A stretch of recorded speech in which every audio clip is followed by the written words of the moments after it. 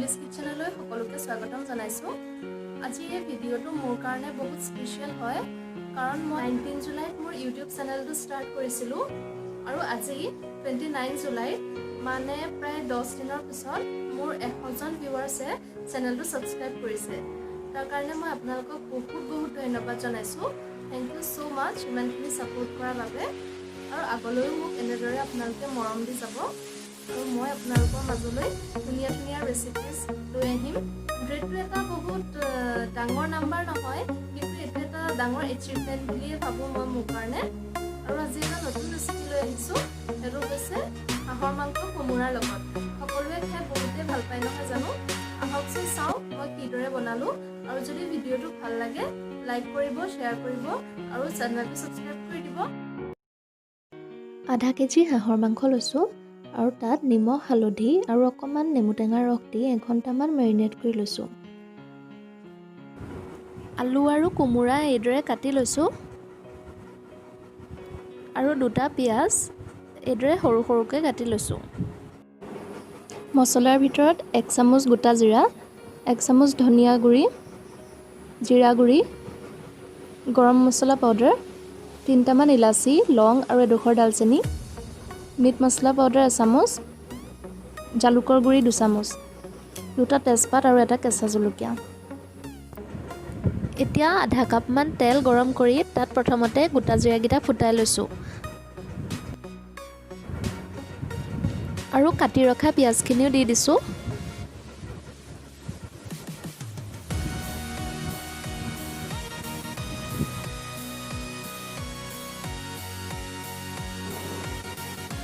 তেজপাত 2টাও দি দিছোঁ।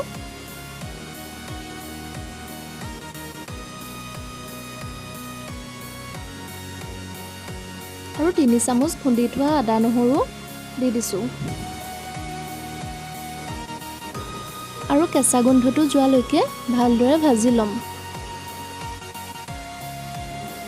এতিয়া ইয়াত জিৰা পাউডাৰ আৰু ধনিয়া পাউডাৰ এড কৰি দিছোঁ।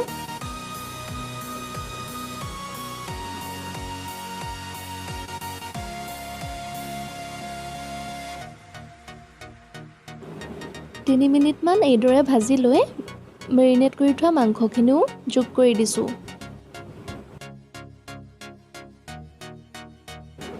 হালধি মই দিয়া নাই কাৰণ মাংসখিনি মেৰিনেট কৰোঁতে মই হালধি দিছিলোঁৱেই। এতিয়া ইয়াত মিট মছলা দি দিছোঁ আৰু ভালদৰে ভাজি ল'ম।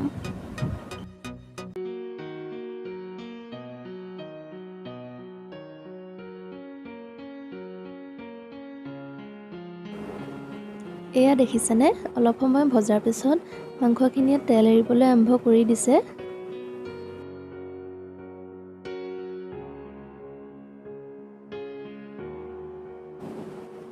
এতিয়া আমি জালুকৰ গুড়ি 2 চামুচো এড কৰি দিছোঁ।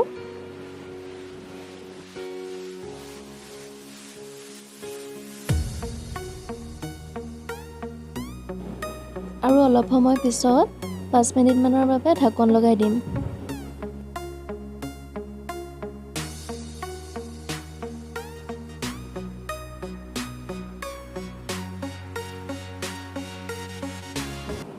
আকৌ ভাজি লৈছোঁ।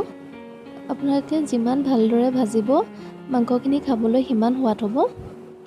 আৰু ইয়াত এতিয়া আলু আৰু কোমোৰাখিনি দি দিছোঁ।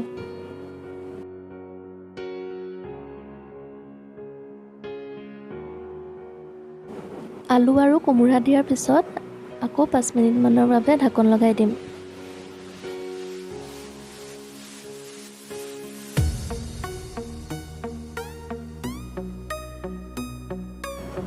এতিয়া ইয়াত গৰম মছলা দি দিছোঁ।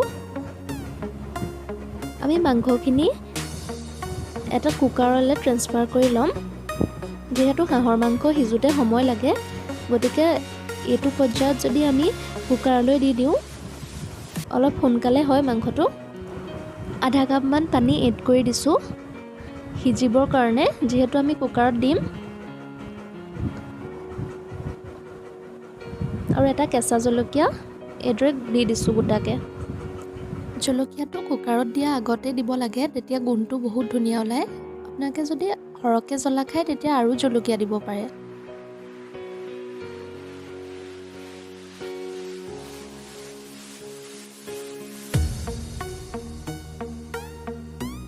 এতিয়া কুকাৰত দি 3টা চিটি মাৰি ল'ম।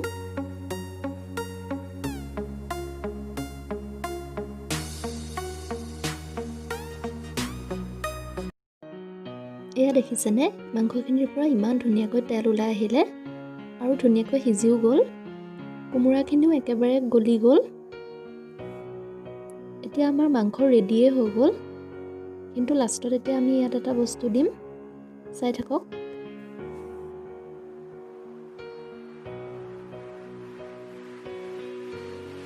খুন্দি ৰখা ইলাচি, লং আৰু ডালচেনি ইয়াত দি দিছোঁ। এইদৰে শেষত দি দিলে গোন্ধটো বহুত ধুনীয়া ওলায়। এইদৰে এবাৰ বনাই চাবচোন। আমাৰ মাংস ৰেডি হৈ গ'ল। দেখিয়ে খাওঁ খাওঁ লাগিছে, নহয়নে?